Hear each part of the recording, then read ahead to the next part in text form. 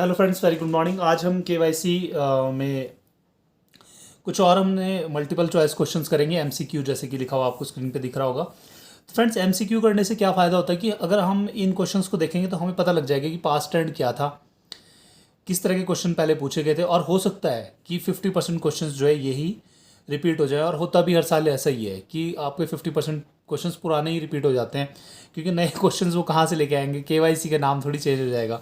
तो know your client या know your customer basically क्या होता है कि पहले बेनामी खाते खुल जाते थे, उनमें ट्रांजेक्शन हो जाती थी और टेररिस्ट फाइनेंसिंग हो जाती थी। तो इस सब चीज़ को रोकने के लिए जो है आरबीआई ने केवाईसी का कदम उठाया और एक पीएमएलए एक्ट 2002 में पास हुआ, जिसके थ्रू जो है मनी लॉन्ड्रिंग को रोका जाए। मनी लॉन्ड्रिंग बेसिकली आपको पता ही होगा कि जो इलीगल अमाउंट होती है वो कैसे बैंकिंग चैनल में डाल दिया जाता है और फिर उससे जो है फर्दर आगे जो है प्रोसीड कर दिया जाता है। ठीक है, तो कोशिश करेंगे हम इसको अच्छे से और समझ पाएँ, क्योंकि ये बहुत ही बेहतरीन टॉपिक है और इसके ऊपर जो है हमारा काफ़ी क्वेश्चंस आते हैं। आपको पता होगा कि केवाईसी का एक अलग से एग्ज़ाम भी लेता है एबीएफ, उसको सर्टिफिकेट कोर्सेज भी बोल देते हैं। तो काइंडली आप कोशिश करेंगे कि इस क्वेश्चंस को सबको मगअप कर लें, सो दैट ये क्वेश्चन अगर आपके एग्जाम में फिर से टपकते हैं तो आपको बहुत बेनिफिट होगा। ठीक है फ्रेंड्स, पहला क्वेश्चन स्टार्ट करते हैं। How many key elements of KYC policy of bank are present. तो ये है चार तरह के। चार कौन कौन से? सीआईपी, सीएपी, इनके बारे में आगे पढ़ेंगे तो फिर देखते हैं। Sir, which of the following information should be gathered by banks to understand the nature of the business of the correspondent bank. तो ये मेजर बिजनेस एक्टिविटीज़ क्या है, केवाईसीज वगैरह, और पर्पज़ क्या है खाता खोलने का, इन सब से हमें पता लग जाता है कि जो ये कॉरस्पॉन्डेंट बैंक है इसका नेचर क्या होने वाला है। Corresponding banks should refuse to enter into a correspondent relationship with a shell bank. सही बात है। शेल बैंक बेसिकली होता क्या है? शेल बैंक, देखो फ्रेंड्स, शेल बैंक ऐसा बैंक होता है जो कि कोई एग्जिस्ट नहीं करता है। ठीक है, और जैसे ऐसे आप कह सकते हैं कि हवा महल। ठीक है फ्रेंड्स, ना कोई एम्प्लॉई, ना कोई registration, nothing. The objective of the KYC guidelines is to allow the bank from being used by criminal elements for money laundering activities. जैसे कि हमने पहले भी बात करी थी कि केवाईसी जो है इस चीज़ को प्रिवेंट करने का काम आया था। तो यहाँ पे ये क्वेश्चन थोड़ा सा उल्टा करके पूछ लिया है, तो ध्यान देंगे। ये देखिए, केवाईसी गाइडलाइंस टू अलाउ है ना, ये इज़ नॉट टू अलाउ होना चाहिए था, तो ये आंसर ट्रू होता। तो इसलिए आंसर क्या होगा? फॉल्स होगा। केवाईसी का फुल फॉर्म देखिए, नो योर कस्टमर होता है, लेकिन यहाँ पे क्या पूछा हुआ है कि केवाईसी बेसिकली होती क्या है, ताकि उसकी आइडेंटिटी और एक्टिविटीज़ के बारे में पता चले, तो वो इसलिए हम केवाईसी लेते हैं। ठीक है, सेक्शन 131। फ्रेंड्स, जिसको स्क्रीन पे प्रॉपर नहीं दिख रहे होंगे क्वेश्चंस, कोई बात नहीं, टेंशन मत लीजिएगा। आपको ये सब पीडीएफ नोट्स भी टेलीग्राम और व्हाट्सएप चैनल पे शेयर कर दिए जाएंगे। Section 131 of the NI act 1881 extends protection to, किसको प्रोटेक्शन देता है? कलेक्टिंग बैंकर को। Change of risk category under KYC can be considered is not less than 5 years for low. ये थोड़ा सा क्वेश्चन गलत है। देखिए, जब भी लो रिस्क की बात आएगी तो आपने हमेशा ध्यान रखना है 10 साल, मीडियम रिस्क की बात आएगी तो 8 साल, और हाई रिस्क की बात आएगी तो 2 साल। ठीक है, ये थोड़ा सा क्वेश्चन कुछ गलत बन गया इनसे। Under KYC which of the following documents can be accepted as a documents of proof, name, address, CSO. तो इन सब में से कोई से भी ले सकते हैं। किसके केस में? प्रॉपर्टी कंसर्न के केस में। प्रॉपर्टी कंसर्न क्या होते हैं? जो कि खुद अपना इंडिविजुअल अपना जैसे शॉप चला रहे हो, जैसे कि सीसी लिमिट आप देते हैं, है ना, तो वो सब जो है ये प्रॉपर्टी कंसर्न वाली हो जाती हैं। What is the cut off point amount of cash transaction under KYC requires to be reported. तो ये 10 लाख रुपए है। देखो ये फ्रेंड्स, ये क्वेश्चन कई बार आया हुआ है, तो ये आपने कहाँ रिपोर्ट करना होता है? FIUIND को। ठीक है,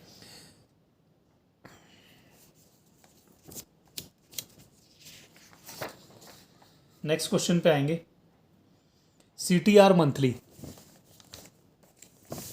reporting to FIUIND by the corporate office within कितने मंथ एंड के अंदर जो है आपको रिपोर्ट करना होता है। ठीक है, ये काम जो है बैक एंड का होता है, आप जो ब्रांचेस में बैंकर्स काम करें उनके लिए नहीं है। ठीक है, अब देखो यहाँ पे शेल बैंक की डेफिनेशन मिल गई है आपको। सीधा सा ध्यान रखना कि नो फिजिकल प्रेजेंस या एग्जिस्टेंस भी हो सकता था यहाँ पे। ठीक है, Pakistan national of India origin wishes to open NRI account, तो उसको, ये पाकिस्तानी ओरिजिन नेशनल की बात कर रही है, तो RBI से परमिशन लेना जरूरी होगा। ठीक है, in case of receipt of counterfeit currency note from a customer the action of the bank should be, क्या होना चाहिए? To impound the note and give receipt duly signed by the cashier and customer only. As per RBI anti money laundering guidelines the ordering bank and intermediatory bank in case of wire transfers to preserve the information up till 10 years। देखो friends, ये question आते हैं, जैसे कि मान लो आपको record कब तक प्रिजर्व करके रखना है, किसको हैंड ओवर करना है, वो सब क्वेश्चन बहुत इंपॉर्टेंट हो जाते हैं। तो यहाँ पे ये पूछना चाह रहा है कि वायर ट्रांसफ़र के केस में जो है ऑर्डरिंग बैंक कब तक रखेगा अपने डॉक्यूमेंट संभाल के, तो 10 साल होता है। FIUIND इज़ मेंटेन्ड एट, देखो यहाँ पे इज़ मेंटेन्ड एट बोल दिया, कहीं पे हेडक्वार्टर पूछ लेंगे तो इसका आंसर न्यू दिल्ली होगा, ठीक है। और मेंटेन्ड बाय होता है ministry of finance. Following is not correct with regard to the quoting of PAN numbers, तो ये सब चीज़ जरूरी है। देखो 50,000 से ऊपर के लेन देन में पैन कार्ड जरूरी है। 50,000 से नीचे क्यों नहीं रखा गया, क्योंकि वो स्मॉल ट्रांजेक्शन होती हैं और स्मॉल बैंक में जो है 50,000 से छोटी ट्रांजेक्शन होती है, तो इतने में कोई फ्रॉड होने के चांसेस कम होते हैं।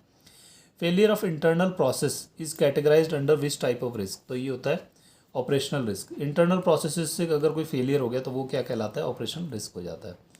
अ saving bank account is treated as a dormant account if there is no operation for at least 1 year। Inoperative कब होगा, जब 2 साल हो जाएंगे लेन देन ना करेंगे, ठीक है। ये यहाँ पे क्वेश्चन पूछता है कि बैंक ड्राफ्ट या कैश ऑर्डर्स कितने अमाउंट तक आप कैश में बना सकते हैं, तो ये 20,000 रुपये है, ठीक है।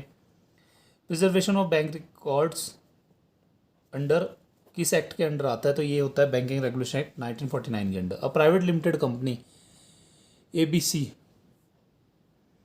Private limited wants to open a current account with your branch which of the following are required, तो आपको जो है अगर किसी प्राइवेट लिमिटेड कंपनी का खोलना है तो आपको सर्टिफिकेट ऑफ इनकॉर्पोरेशन जरूरी चाहिए होगा, ठीक है।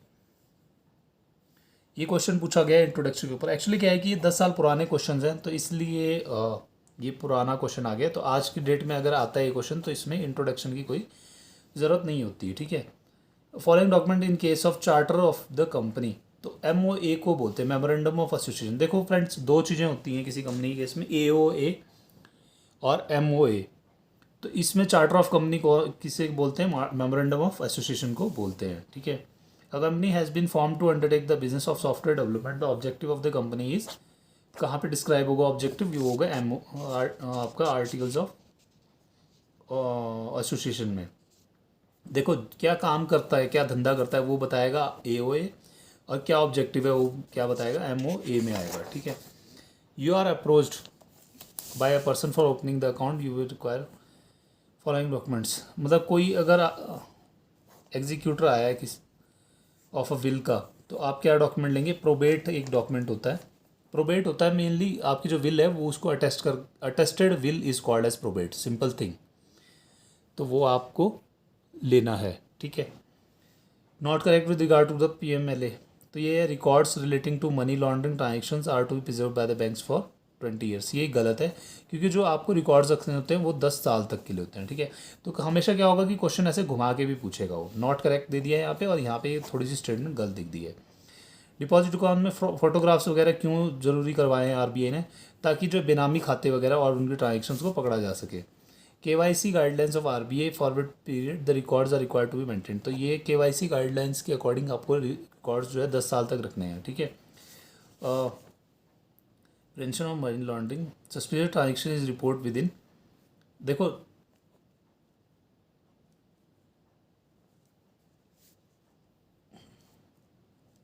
7 दिन के अंदर अंदर आपको रिपोर्ट करना है कोई अगर सस्पिशियस ट्रांजेक्शन होती है, और 10 साल तक उसके रिकॉर्ड संभाल के रखने हैं, ठीक है।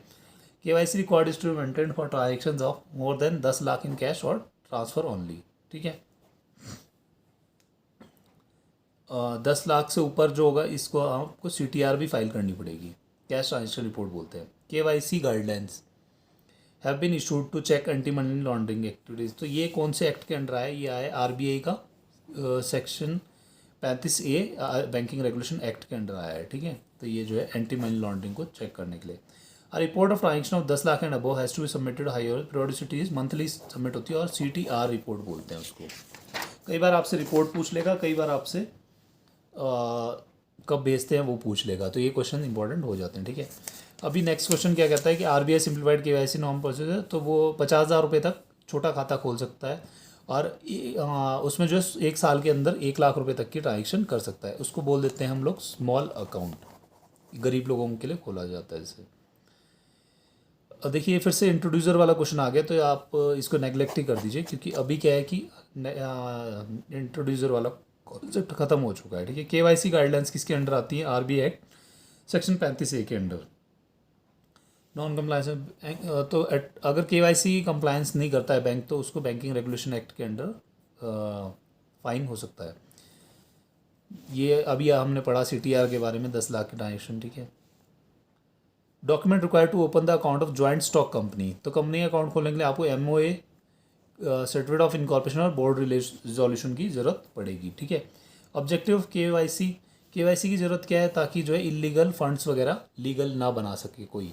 ठीक है, नेक्स्ट देखिए, ट्रांजेक्शन या न्यूली ऑपरेटेड अकाउंट कब तक उस पर क्लोज वॉच रखने की ज़रूरत पड़ती है? 3 महीने तक। KYC norms has been international FATF, तो ये क्या है? एफएटीएफ क्या है? एंटी मनी लॉन्ड्रिंग है, और दूसरा क्या है? फाइनेंसिंग ऑफ टेररिज्म, दोनों को मात देने के लिए बनाई गई। एफएटीएफ का कई बार फुल फॉर्म पूछ लेते हैं, तो आप नोट कर लीजिएगा, financial action task force. Demand draft can be issued against payment of cash, तो ये ध्यान रखिएगा, 20,000 रुपये तक आप जो है कैश में डीडी बनवा सकते हैं। KYC guidelines have been issued by RBI with the objective of prevent use of banks for money laundering processes, तो ये केवाईसी से रिलेटेड है। ठीक है, the use patriot act was passed in, patriot act का पास हुआ था 2001 में हुआ था।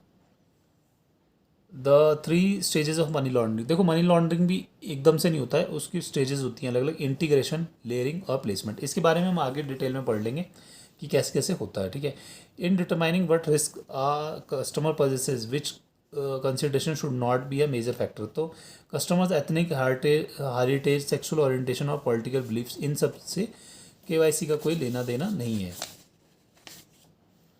अ number of recommendations have been made by home, तो ये एफएटीएफ एक जो बनाया गया था, एफएटीएफ, तो इसका फुल फॉर्म है फाइनेंशियल एक्शन टास्क फोर्स, तो इसने काफ़ी रिकमेंडेशन दिए थे, मेरे ख्याल से शायद 47 रिकमेंडेशंस दिए हैं। काइंडली आप चेक कर लीजिएगा, शायद मेरा गलत भी हो सकता है। Under FATF guidelines, companies have a duty two of care what called KYC, जो भी बैंकिंग कंपनीज एनबीएफसीज हैं या फिर एफआईज हैं, तो उनका मेन काम क्या है? केवाईसी लेना जरूरी है। If I see something that looks suspicious, तो क्या करेंगे? देखो वर्ड यहाँ सस्पिशियस ही आ गया, तो आपने क्या करना है? Inform to the supervisor manager, और ये क्या करना है? एसटीआर फाइल करनी है, और एसटीआर कितने दिन के अंदर फाइल होनी चाहिए? 7 डेज के अंदर अंदर। पीईपी का क्या मतलब होता है? Political expose person. Risk arising from failure of computer system, तो ये क्या होगा? ऑपरेशनल रिस्क होगा। ठीक है, कहीं पे फ्लड आ गई है और आपका ब्रांच बंद हो गई है, तो क्या बोलेंगे उसको? वो भी ऑपरेशनल रिस्क है। फ्रेंड्स, ये तो हुए कुछ मल्टीपल चॉइस क्वेश्चंस। ठीक है, आज हम जो कुछ डिस्कस करने वाले हैं, एक छोटा सा टॉपिक है एसटीआर।